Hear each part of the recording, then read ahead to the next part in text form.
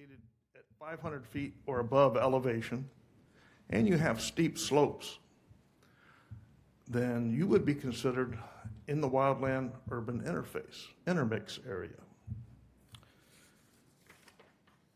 We have a map in our GIS layer that you can go to that is, I believe it's labeled the wildfire danger area to be more user-friendly to know what we're talking about for those that may not know what WUI is.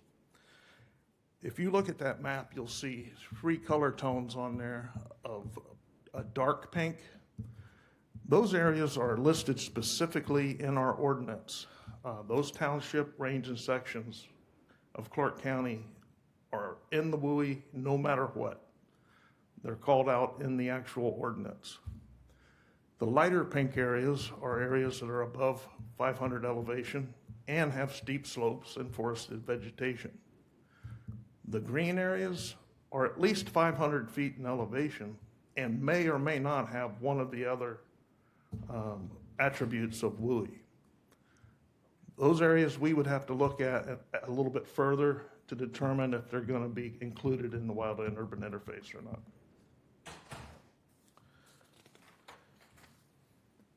Perfect example of a home that's in the wildland urban interface. See how the vegetation grows right up to that house. That is going to be very problematic if a wildfire approaches that home to be able to protect it properly. That's what the wildland interface code deals with, is giving the fire department an advantage to protect that home. It actually works 2 ways.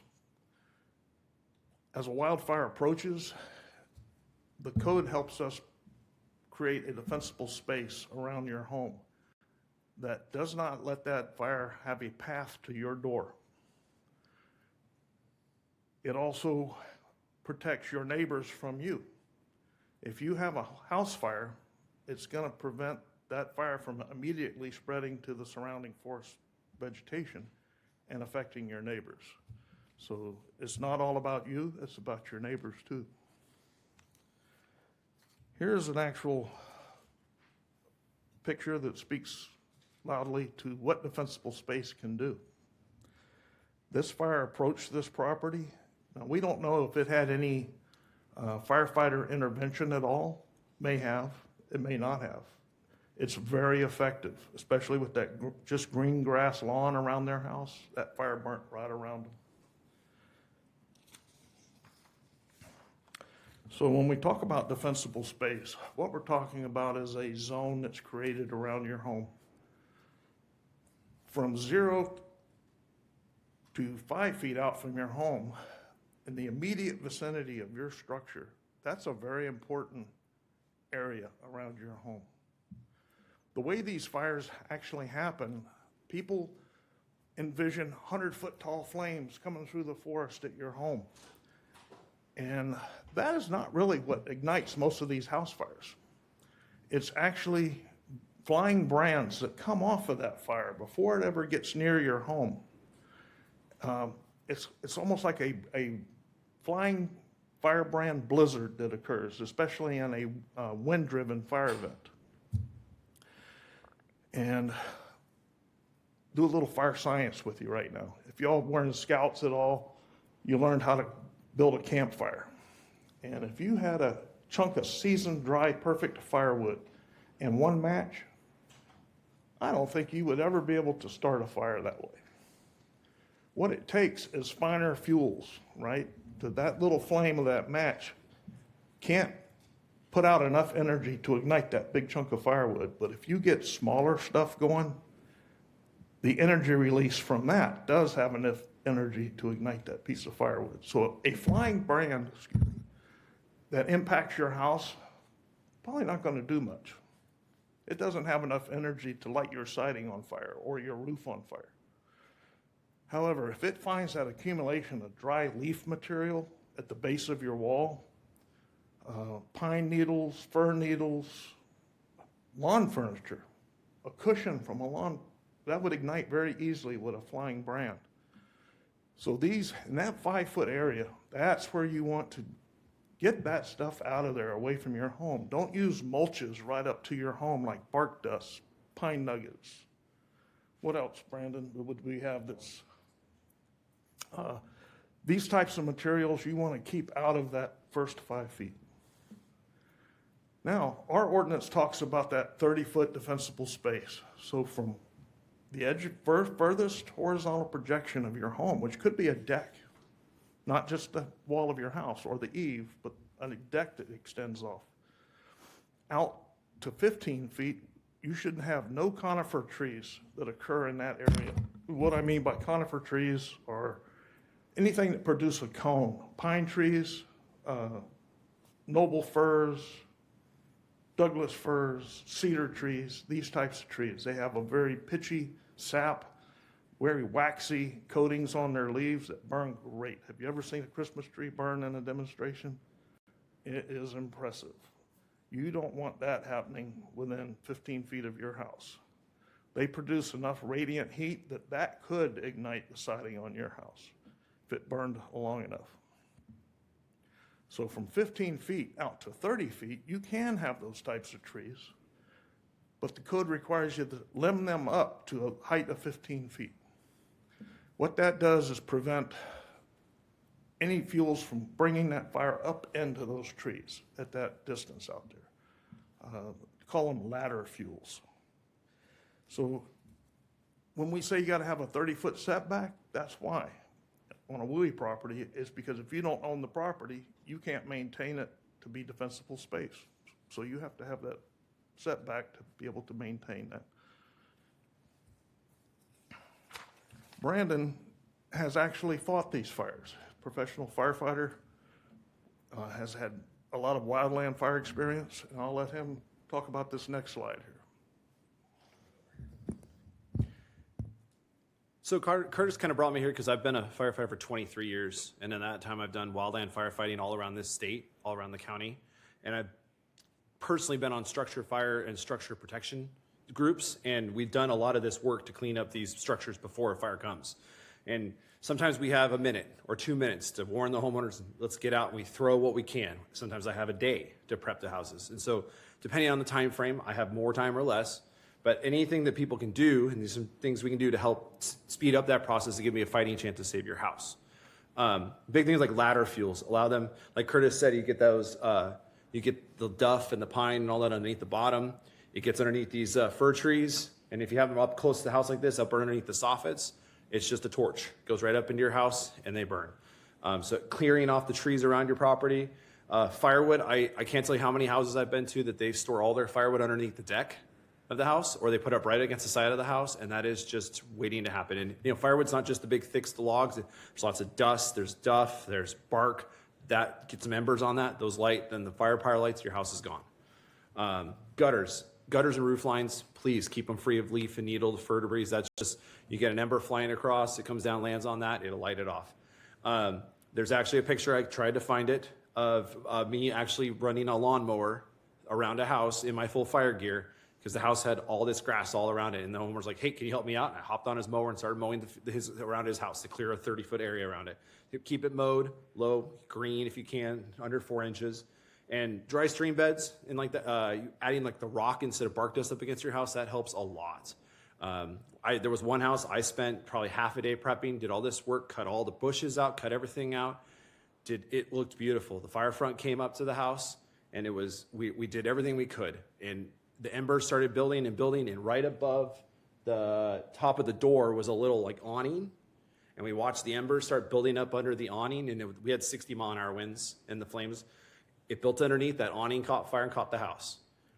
Everything else we did right, we just didn't think of, who would have thought that it was the conditions, and so, you know, we do the best we can to prep the house, and sometimes they don't make it, but a lot of this will help us in the process of saving your house or saving your lives if we need to get out quickly, that your house is prepared. Don't wait till the smoke is in the air to start doing this stuff. It's too late at that point. You now have to be looking at, am I going to have to get out of here myself? There's no time to do it once the fire starts. It's headed your way. So our Wildland Urban Interface Code comes with requirements in the building code on how you construct your home. The slide that's up right now is a checklist that you'll find when you come in for permit. A series of questions you'll answer. Most of those are straightforward. The area that people seem to have the biggest amount of questions on is the credits that we can provide you if you don't have public water and a fire hydrant, because all development requires that you have fire flow.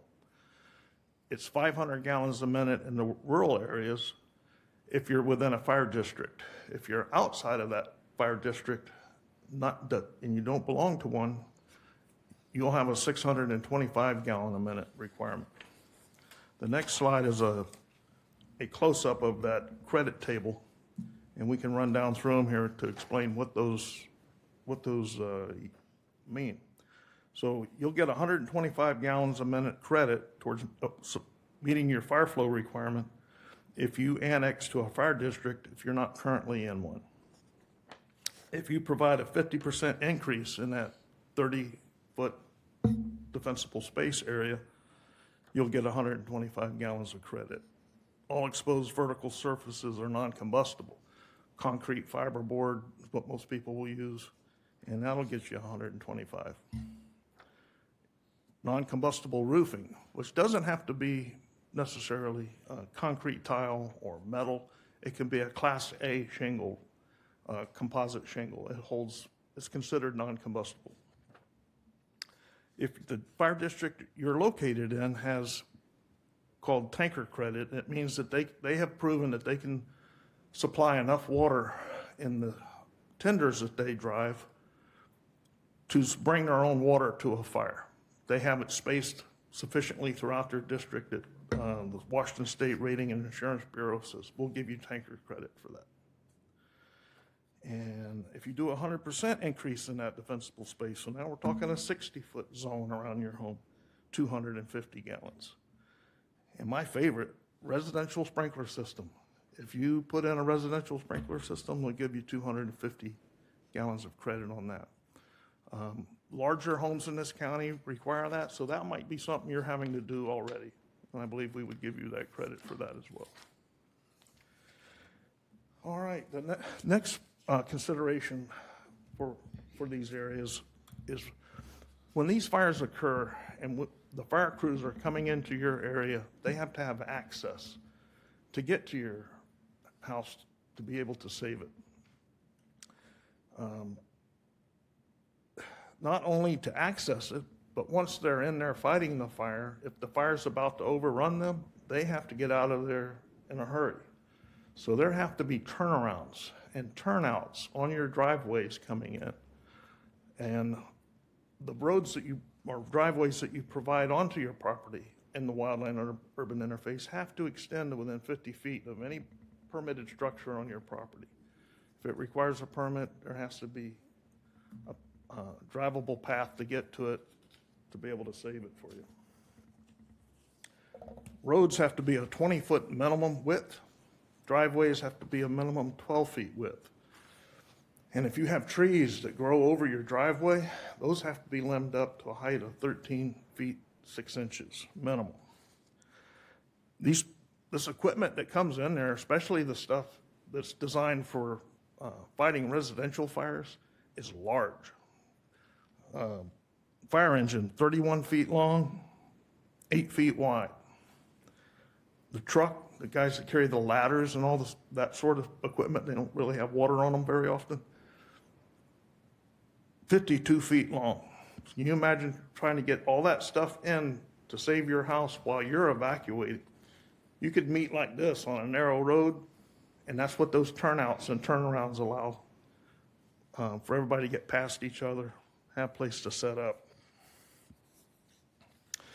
We have a diagram of what those turnarounds would look like.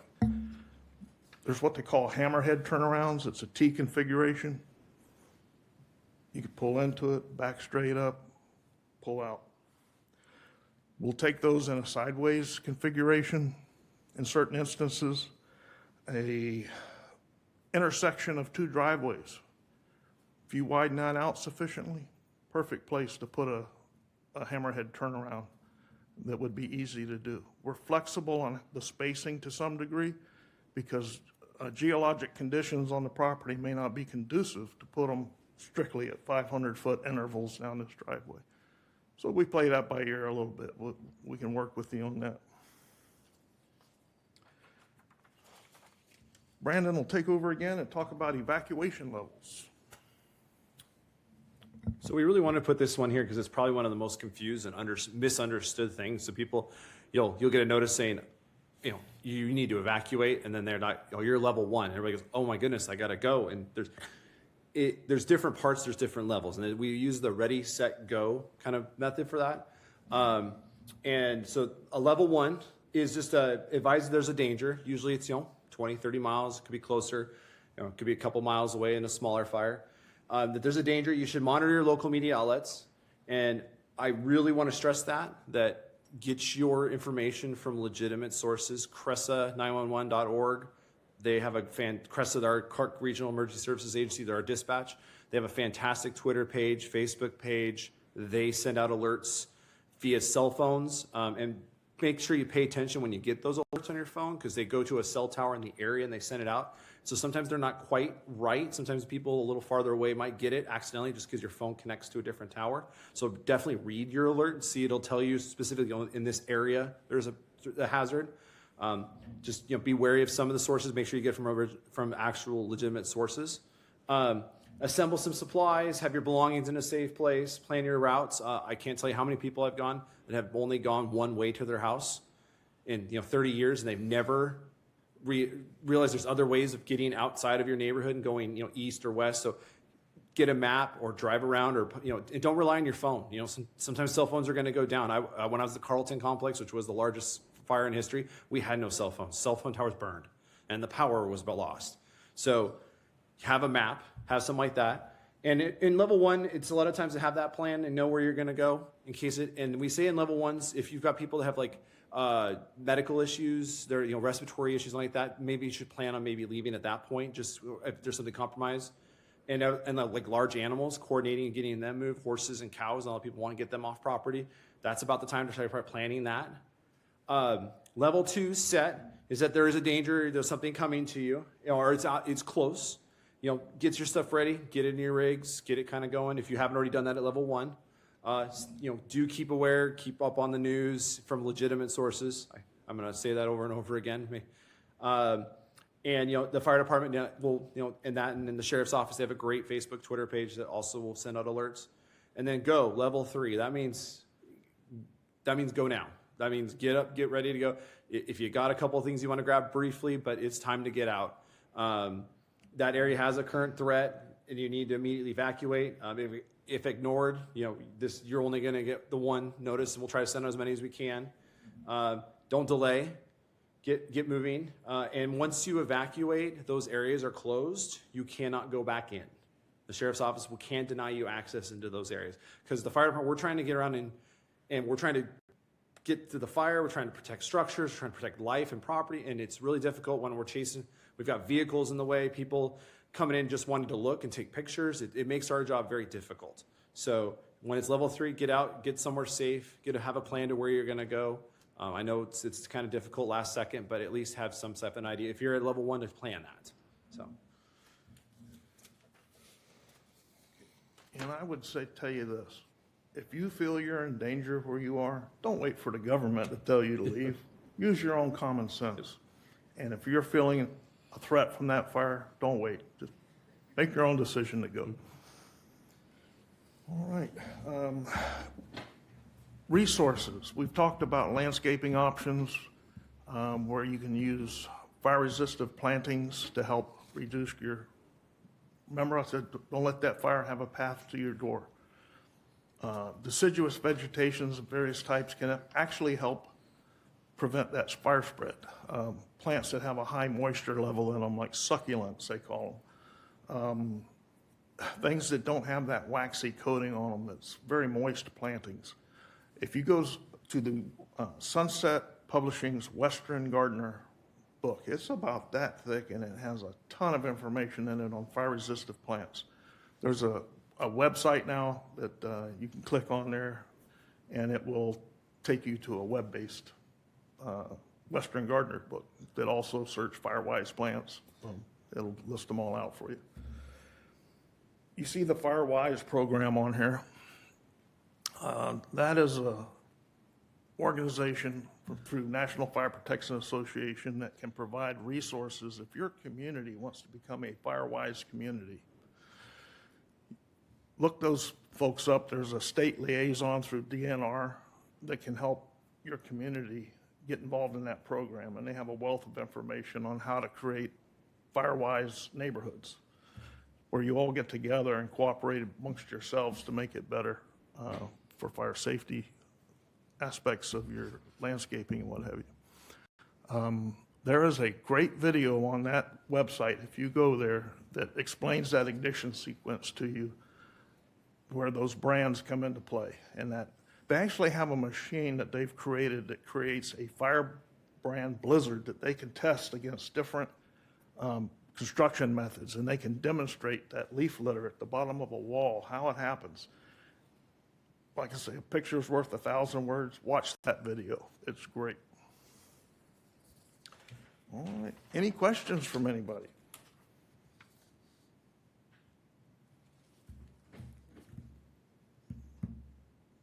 All right. Well, I must have done a good job. Okay. All right. Well, we're going to continue on with our presentation here. The next section deals with a lot of causes of fires in Clark County that we experience on a regular basis. So we wanted to give some information to folks on some ways to maybe avoid that. We don't want to come see you guys. When we're at your house, you've probably had a bad day. All right. Smoking accidents account for a large percentage of the fires that we investigate. Cigarettes nowadays are made fire safe, believe it or not. If you look at a pack of cigarettes, you'll see an FS on that pack, and that indicates that they're fire safe. What that means is that they have taken rings of paper along the cigarette paper that's thicker. It alternates, thin, thick, 2 layers across there. And what it's supposed to do is if you're not actively drawing on that cigarette, the burning tobacco doesn't have enough energy to burn through that second layer of paper, and it'll go out if you're not actively smoking that cigarette. They did test on it and found, well, that works about 78% of the time. There's a certain percentage there that, nope, all bets are off, it's going to keep burning. But the way these cigarette fires happen mostly that we see is people use improvised ashtrays. Instead of a big heavy glass or ceramic or metal ashtray, they got their Maxwell Health plastic coffee container sitting on the porch. And because, man, that thing can hold a lot of cigarette butts. There could be 2 pounds of cigarette butts in that thing.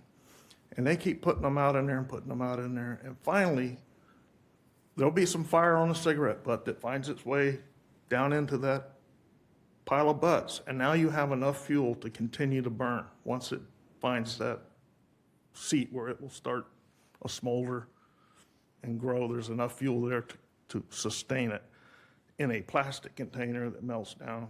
And we come there and find your whole deck burn off the front of your house. It probably got up into the eave and took your attic out too. So your whole house is basically gone because of your little cigarette butt can on the front porch. So use a heavy glass ashtray.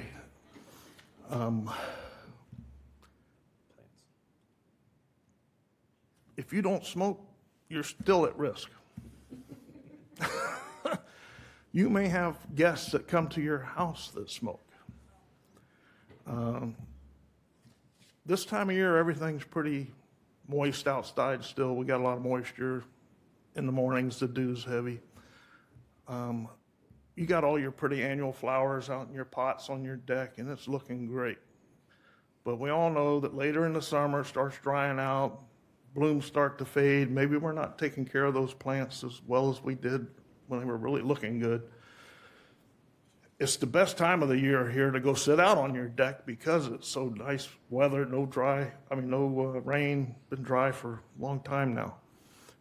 All that soil and those potted plants dry out and they're full of bark dust, bark dust is bad stuff for fire. Plants love it, but fire loves it too.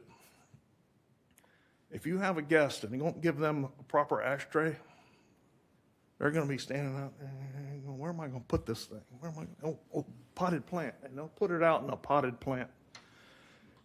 With that high concentration of bark dust that's in potting soil, same thing is going to occur that happened in that ashtray. It's going to find a niche, smolder, and probably after your barbecue's done, everybody left about 8, 9 o'clock that evening. About midnight is when it comes to life. It'll smolder in that pot and smolder until that plastic pot catches fire. So even though you don't smoke, have something for people that do, that come to your house, something suitable for them to use, and direct them towards it. Hey, please use my ashtray, not my potted plants. Happens more often than you know, quite often. City of Vancouver actually has put billboards on the sides of buses addressing this problem. It happens so often. Don't smoke in bed, right? You've heard that your whole life. Don't smoke if you're taking medication or are otherwise impaired in some way. That's where we get a majority of our fatality fires, actually, come into play when people have been smoking in bed, not even in bed. We've had them sitting in a recliner and pass out because they're drinking, using drugs of some sort, or just medicated, and you can't respond to the fire because you're not able, the smoke takes you out. Not a good deal. We've had people who are on oxygen, and they have smoked their whole life. That's why they're on oxygen probably, and they can't break the habit, and they continue to smoke while using an oxygen cannula. You've been to these calls. Yeah? Several. Yeah. So it doesn't work out well. That oxygen-rich environment, the slightest spark in their clothing, that oxygen clings to your clothing. It's not all going in your lungs. A lot of it is in the vicinity of you, and it saturates your clothing. Perfect environment. Woof. Got all the oxygen you need for a fire. Don't do that. Don't let people you know do that. Lithium batteries. Brandon had many lithium battery fires. We can talk about that one. So this is probably the next one that we've been having a lot of issues with, because lithium batteries are in everything. They're very, very powerful. They're very small, compact, but they're quite hazardous when they're damaged or when they're not from a legitimate source, maybe somewhere where a battery was built, somewhere where it wasn't regulated well, wasn't built to a certain standard. And so they power everything. Your iPhones, it's probably in the microphone, it's probably in half the stuff here. Used correctly, they're great.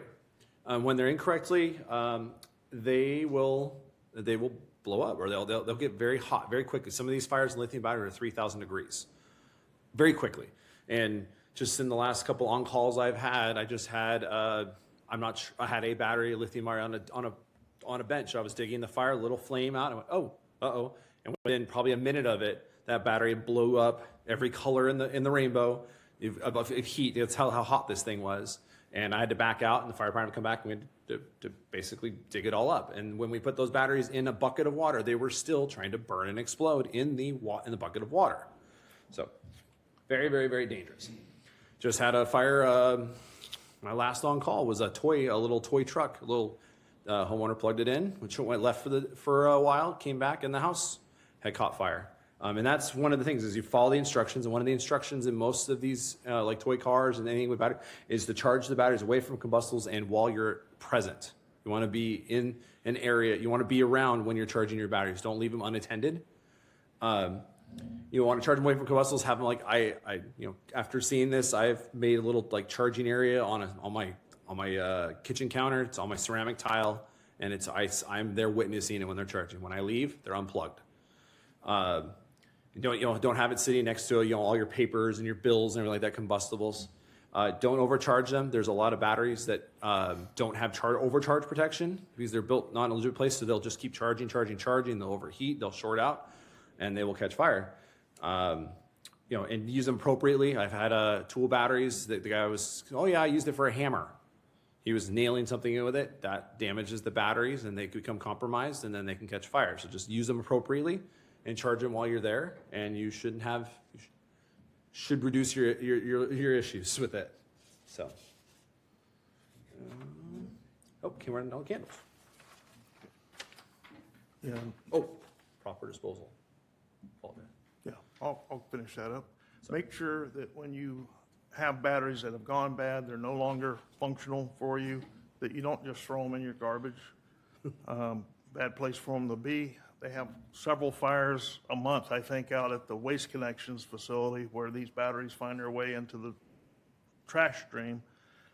They're using big equipment, pushing that trash around, they get crushed, and they have fires all the time out there that we suspect it's probably from these batteries that find their. I had one at Goodwill that was the cause because people donate their batteries and they end up in a dumpster because they're not going to use them. Compactor. We had a fire, dug down through it. Oh, look, battery. So Waste Connections, I believe, has a policy for your recycling that they'll take them if you put them in a Ziploc and set them on top of your recycle bin out there. They have a special compartment they'll put them in and deal with it appropriately.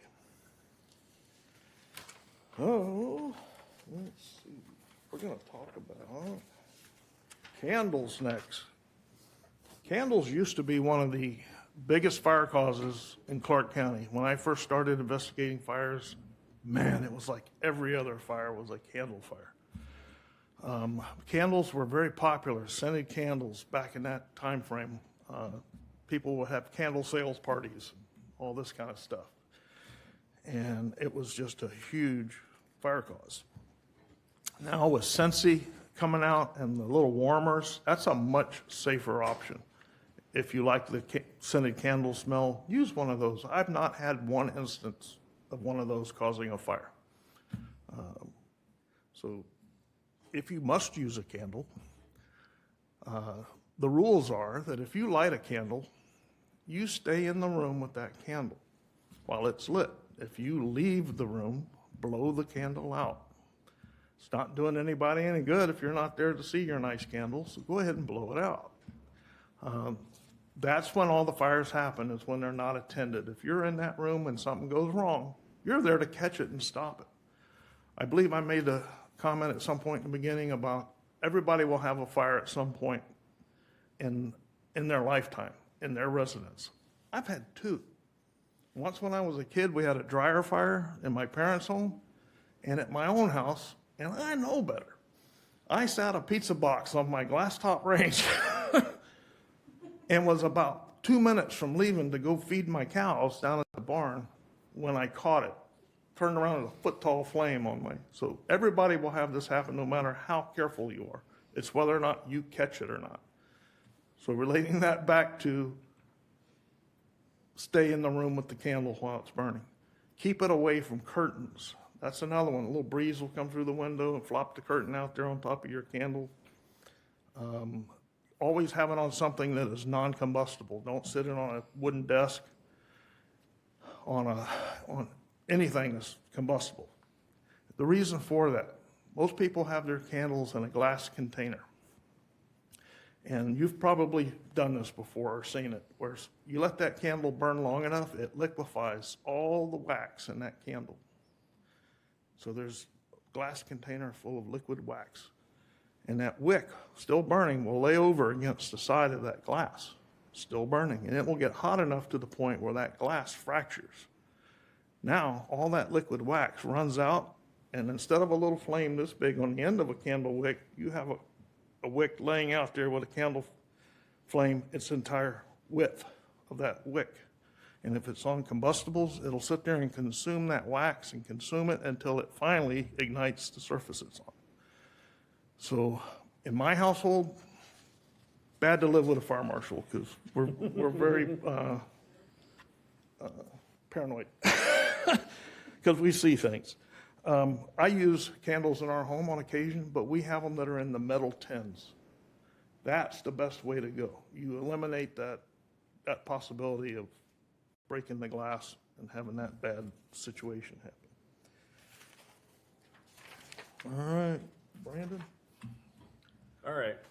So I've got space heaters, and it's because I was the fire inspector for the last couple of years, and it is the most common thing I have seen with space heaters. I go into an office, and every single cubicle has a power strip, and that power strip has everything plugged into it, and at the very end is a 1,500 watt space heater. The biggest, because it got to be warm, it got to be toasty.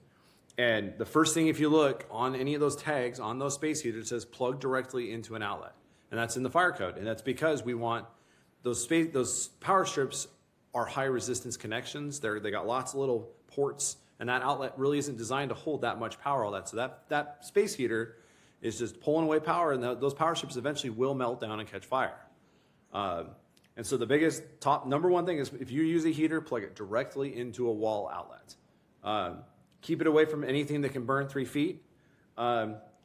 Choose a heater that they have a little, you'll see a little silver disc on the top. That's a thermostat usually.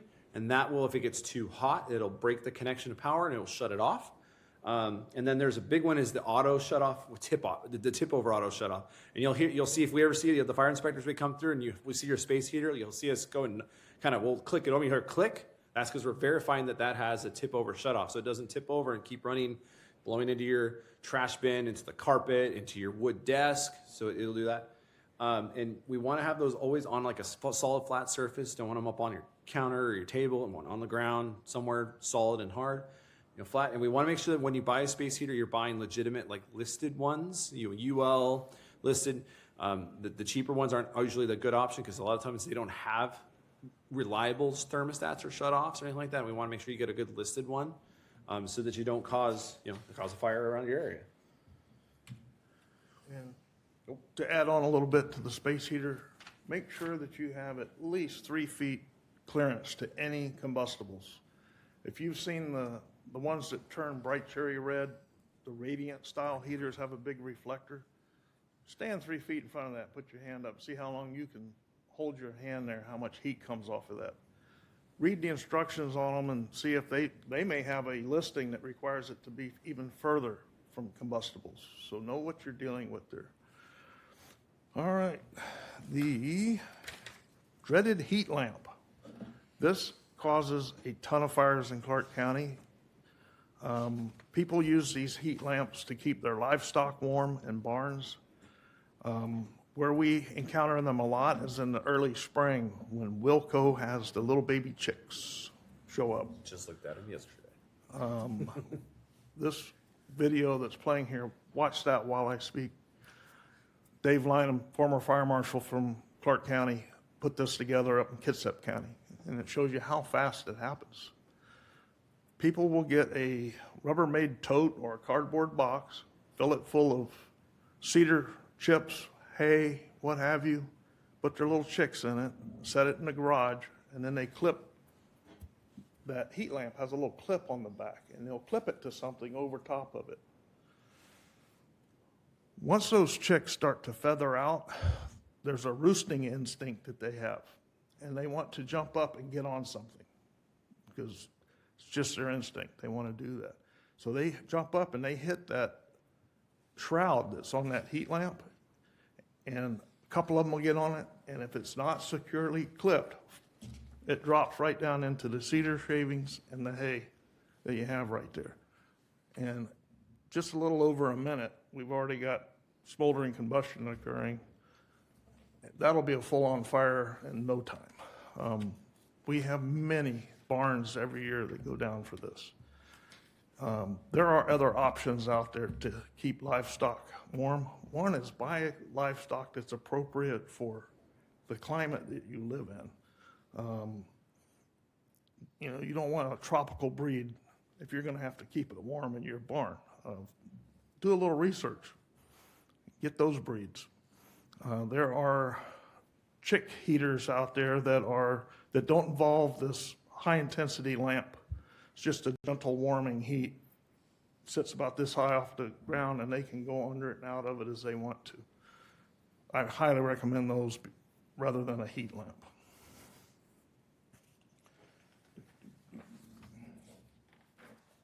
All right. I'm going to mention this one because it doesn't occur a huge amount of time, but often enough that I think it's worthy mentioning. If you're doing a staining project at your home, not many people realize this, but stain can spontaneously combust. If you take a cotton rag and soak it in certain stains, it's not all of them. It's ones that contain linseed oil, generally is the catalyst that causes this. When these rags start to dry, they start generating heat as part of the drying process. If you were to take that rag and lay it out in a single layer on something non-combustible outside, probably would never have a problem. It's when those rags get piled on top of each other and that heat that's generated can't dissipate. So you end up with a runaway reaction that occurs. More heat is being kept in the pile of rags because of the insulating layers, which generates more drying, which generates more heat, which this process becomes a circular thing that just runs away, and you will have combustion occur. We've had several new homes in Clark County where they get them right to the final stage of construction. They're doing the cabinets. Everything's hung. You're probably 3 weeks out from occupying this house. And the painters will clean up, leave a pile of rags somewhere, and usually later that night, they leave at 3 or 4 in the afternoon. By 8 or 9, fire department shows up because the house is on fire. Read the instructions on the product that you're using. They'll have a big banner on there that says, dispose of your rags in this can and fill it with water. Put the lid back on it, take it out in the trash.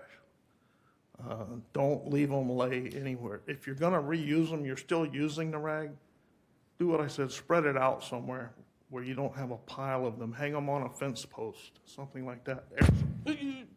This thing's going to get me today. The air circulating around it won't let that happen. So be careful with your stains. Brandon. All right, cooking fires, and hopefully I don't hit this. Don't hit it. We get all kinds of cooking fires in Clark County all the time. And the biggest thing is to pay attention to what you're cooking. When you're actually got something on the stove, be there, be present in that kitchen, attending that cooking device. I've been on just one couple months ago where the camp stove was unattended, or for a little while came back, the wall's on fire, and they totally just forgot about it. So don't leave the room. If you turn it off. Don't cook if you're asleep or impaired, because you might forget that you're doing it. Keep flammable items away from heat sources. I know a lot of people like to use like that oven cleaner, the flammable stuff. Don't use that. I use Simple Green on everything. It's non-flammable. It's water-based. Clean your stovetop frequently. And a lot of people forget, like on the induction, the ones with the coils. That bottom underneath there, that swings up, and there's always a grease layer in there. My grandma used to put aluminum foil in there to catch all of it, so it's easier to clean. But make sure you clean up that area. Keep flammable cleaners away from heat sources. I believe Clark County Fire Rescue had somebody left their can of spray, their pan spray, on top of a stovetop. Forgot all about it. Somebody turned on it, and it literally blew up and hit a microwave. So anything flammable, compressed, keep it away from a heat source. And number one thing when you're cooking, and Curtis and I have back and forth on this all the day long, is have a tight fitting lid available. You have an extinguisher, but a tight fitting lid on a grease fire is the easiest. Take that pan. If you got a grease fire, you forget, you're getting ready to fry up some fries or something, a little pan, you forget it's on fire, you turn off the heat source, you remove it from it, and you put that lid right on top of that. That will smother that fire out. It's the easiest way to stop cooking fire. Have a tight lid. You get rid of that oxygen source, that air source. Hold it between you and the fire and come at it this way. Clip it right over. It should be fine. Yep. It is the easiest way to extinguish. And please do not use water on on a grease fire, ever. And we have a video to show you why you do not do this.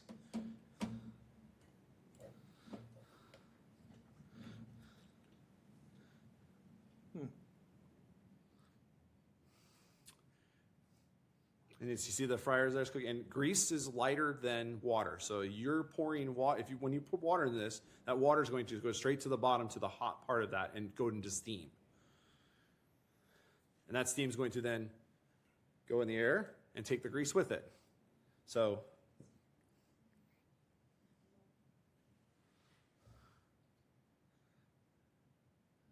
What he should be doing right now is pulling the pull station on the suppression system. yep, because there's that little red cylinder is the suppression system right there. There's a pull handle near there.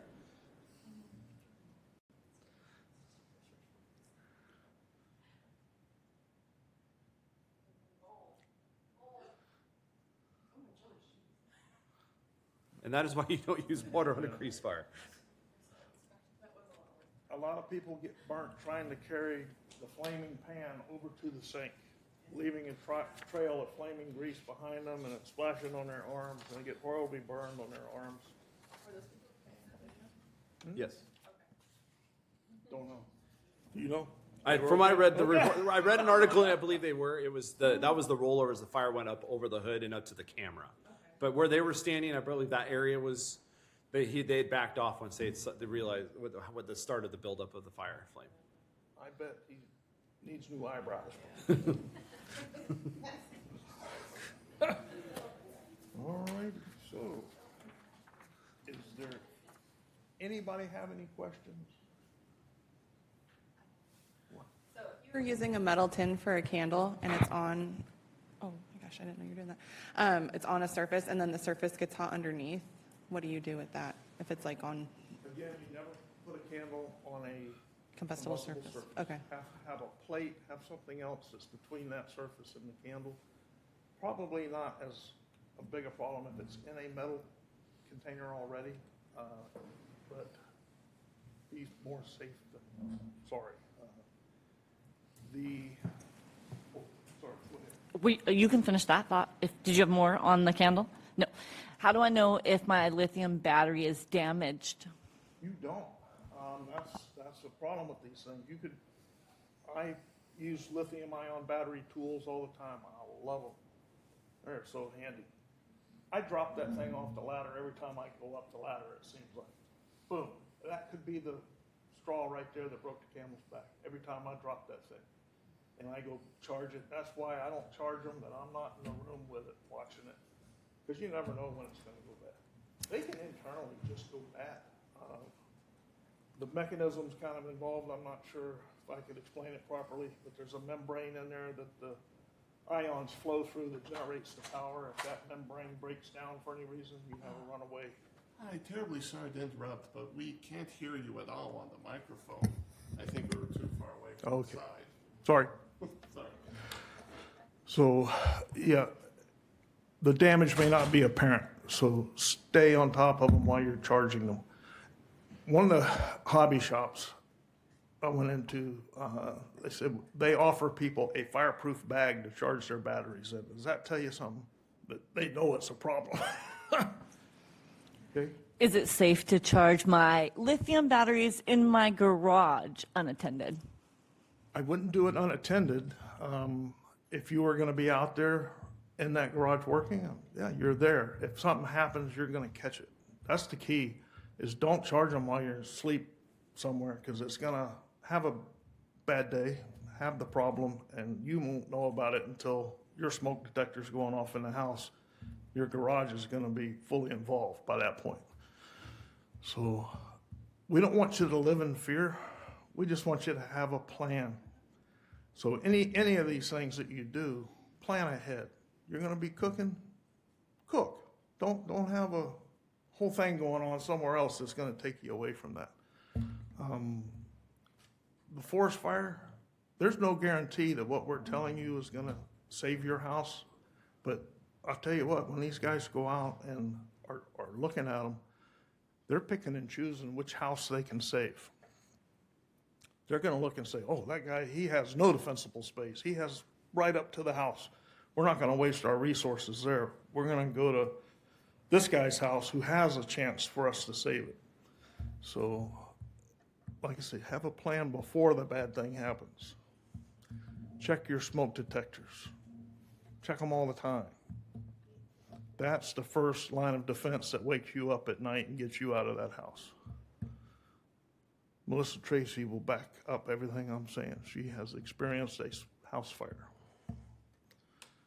And you'll be out of your house a long time, even with a small fire.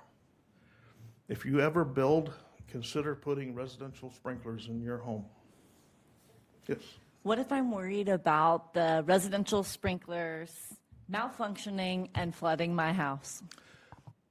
I talk to a lot of people that have misconceptions about sprinklers. One of them is that they all go off at the same time like you see in Hollywood movies. That's not how they work. The head being subjected to the heat goes off, extinguishes the fire, you end up with a very small fire. Some people are worried that they're gonna freeze because the piping runs in your attic. But we have come up with ways to tent that pipe with the insulation, and the heat from below, from you warming your home, keeps that air pocket warm, and it hasn't been a huge problem as long as they're properly installed, inspected by the county, and you do your part and keep your house warm. You can't leave and turn the heat off during the coldest week of the year. Probably not gonna go well, but, so, they're great. I have them in my house, and I don't like to sleep places that don't have fire sprinklers. So. Any other questions? I could talk for hours on fire safety. You just gotta keep feeding me the topics. And How do you feel about arborvitae? arborvitae hedges. Remember that picture that we had with the Christmas tree looking fur up underneath the eave of the home? In urban Clark County, people like to put arborvitae hedges between their homes to, they don't have to look at their neighbor, I think is what it's all about. And those things burn like solid gasoline. And usually ignition's not a problem during most times of the year. It's that dry time of year where you have all that leaf litter from those things on the ground underneath them. And somebody will dump their ash out of their barbecue. They want to get rid of it, and we'll take it over there and dump it under the hedge. And, or the guy walking his dog flips his cigarette butt up into your yard, into the hedge. Or on the 4th of July, people are shooting their fireworks, and those things are like firework nets. They just always seem to, they catch the firework. The one that didn't go as planned ends up in that arborvitae hedge, and you end up with 50, 60 foot tall flame lengths off of those things. And it happens every year. We'll have, 3 or 4 a year at least, arborvitae hedge fires that do some pretty good damage.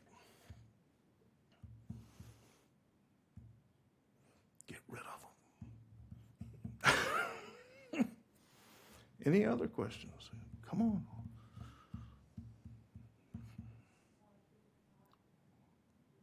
All right. Well, should you have a question later that you didn't think of today, reach out to the fire marshal's office.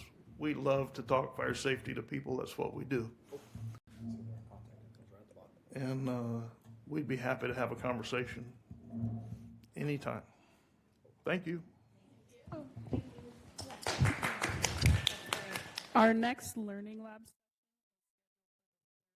of next month, and the topic is stormwater application and submittals.